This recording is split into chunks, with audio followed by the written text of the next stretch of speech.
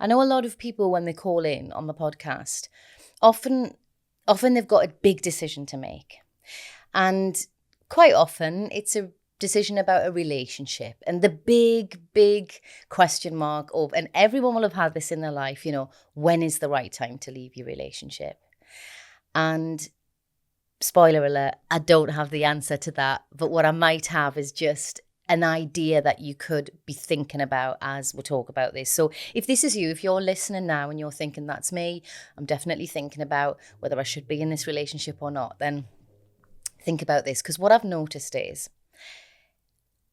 when someone calls in to this podcast and leaves a dilemma, I think myself, and I think you as well, Emma, but I'll let you have your say because I don't want to put words in your mouth. But I think when somebody calls in and lays their sort of dilemma quite bare to us, I personally think that my boundaries and my standards feel very clear and very set when I'm not emotionally attached to the situation. So somebody might call in and say,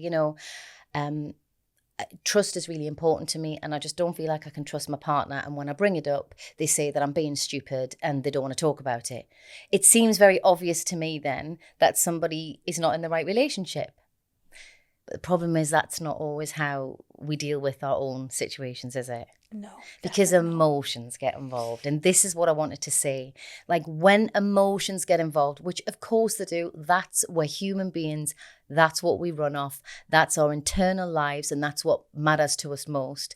So in my situation, in my past, when I've been wondering about when is the right time to leave a relationship, instead of just sticking to what do I really want in my life and what do I get from this relationship and what is missing, I will also have a running kind of dialogue going, but I don't want to hurt them. And they're so kind and they're so lovely. And my mum loves them. Oh, and they get on really well with my friends. And emotionally you become attached. And then, again, I've done this, so this is definitely a personal example.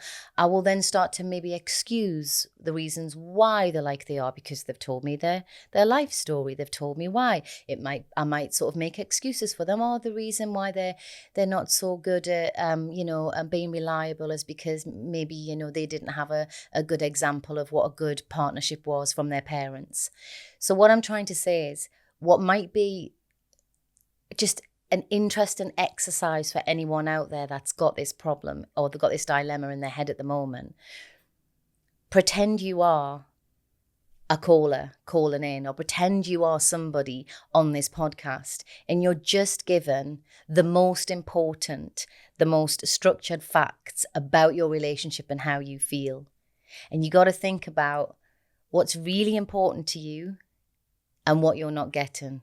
Because as soon as we let the emotions come in, and as soon as we start making excuses for that person, and as soon as we start to feel their influence on us, then that's when it becomes really difficult. And I just think that that's what makes decision making really, really hard, when we allow the emotion to cloud the facts.